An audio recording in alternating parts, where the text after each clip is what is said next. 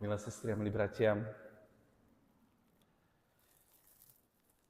neviem, aký vy ste mali dojem z dnešného evanjelia, ale ak ste po druhej alebo tretej vete sa stratili v tom, čo Pán Ježiš vlastne chcel povedať, tak prežívate veľmi podobné pocity a emócie ako ja.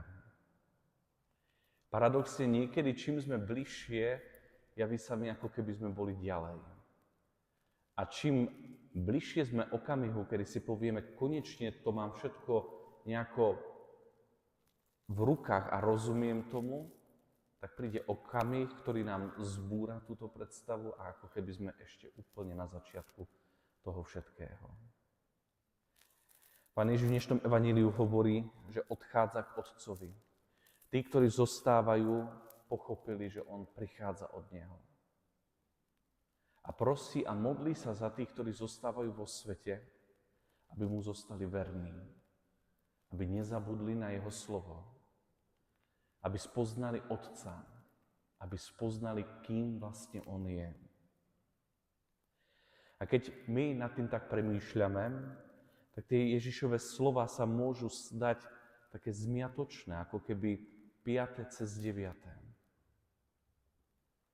Tak ako veľakrát je aj náš život. Snažíme sa uchopiť to, čo je skutočne dôležité a keď sa pokúšame to vysloviť nahlas, tak nám príde, že iba tak do vetra rozprávame. Že nevieme uchopiť tú podstatu, ktorú si nesieme vo svojom srdci. Milé sestry a bratia, sme tesne pred tým, ako cirkev slávi Turíce. V liturgických čítaniach počujeme o tom, že apoštoli vidia Ježiša, ktorý vystupuje na nebo. A tento Ježiš ich posiela naspäť do Jeruzalema. A oni prichádzajú do večeradla a znova sa modlia. Niekedy v našom živote sa javí, že sa nič nedieje. Že všetka tá snaha a tá kvalita srdca, ktorú sme sa snažili vložiť do toho, čo robíme, ako keby sa rozplynula v prázdnote. To sú najdôležitejšie úlohy, to sú najdôležitejšie okamihy, ktoré prežívame v našom duchovnom živote. Chvíle, kedy sa javí, že všetka naša snaha vyšla na vnivoč. My si totižto veľakrát myslíme, že to skutočne dôležité je, čo sme dali do toho my a čo sme my investovali. Ale Božie slovo nás učí, že opak je pravdou. Že tá najdôležitejšia odpoveď ešte len príde. A to je Božia odpoveď. Ak by bol celý náš duchovný život postavený len na tom, čo sme my vykonali, na to, čo my investujeme a čo strácame, potom by sme nepotrebovali Boha. Dnešné evanjelium nám ukazuje, že posledné slovo v našich životoch napokon má Boh. A tie chvíle, kedy sa javí, že sa nič nedieje, tie chvíle formujú naše vnútro. Je totižto jednoduché byť radostný, keď vidím ovocie svojej práce. Je jednoduché byť plný elán, keď pociťujem, že mám silu. Je jednoduché byť odvážny, keď viem, že za mnou stoja tí, ktorých milujem. Je jednoduché ísť dopredu, keď viem, že o pár krokov ma čakajú tí, ktorí ma príjmú. Vo chvíľach však, kedy sa odvaha vytráca, pretože sa vytrácajú tí, ktorí by mi kryli chrbát, a elán sa stretáva s jednou katastrofou po druhou, je ťažké byť človekom s úsmevom na perách a s radostným aleluja vo svojom srdci. Ale tieto chvíle, milé sestry a bratia, sú najdôležitejšie. Pretože budujú naše vnútro.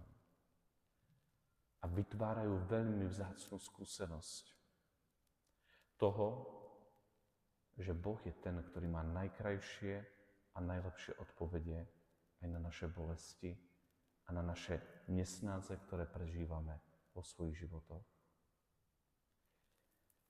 Obdobie medzi nanebostúpením Pána a Turícami je obdobím modlitby a hluchým miestom, v ktorom sa buduje vnútro apoštolov. Možno aj ty prežíváš obdobie hluchoty, kedy jediné, čo ti zostáva, je tvoja modlitba alebo nádej. Vedz, že príde čoskoro Božia odpoveď, ktorá ti ukáže, prečo je to všetko dôležité. Možno nás Pán Boh práve skrze tieto chvíle učí, že naozaj nie všetko musí vždycky byť na našich pleciach. A že od nás nie vždycky všetko závisí. Nie každý neúspech, ktorý prežívame v našom živote, je odpoveďou na to, že sme neschopní.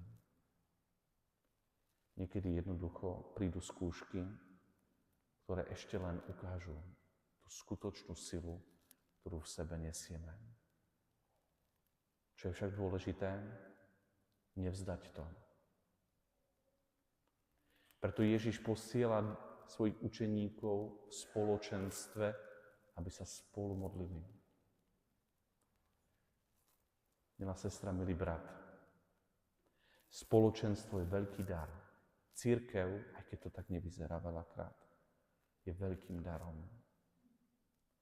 Pretože tu spoločne budujeme ohnisko,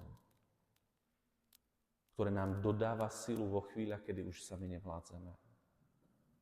A zároveň možno vo chvíľach, kedy sa cítime na koni, sa vždycky v tomto spoločenstve nájde niekto, kto ťa rád z toho konia zostrelí. Taký sme.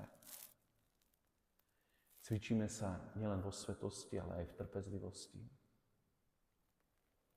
Cvičíme sa nielen v odvahe, ale aj v milosrdenstvu voči tým, ktorí odvahu stratili. Hluché obdobie je obdobím spoločenstva, ktoré nás má podržať. Prajem sebe a prajem aj vám, milé sestry a bratia, aby ste našli ľudí, ktorí vám v hluchom období budú oporou. A zároveň, aby sme sa stali ľuďmi, ktorí budú oporou pre tých, ktorí prežívajú hluché obdobie.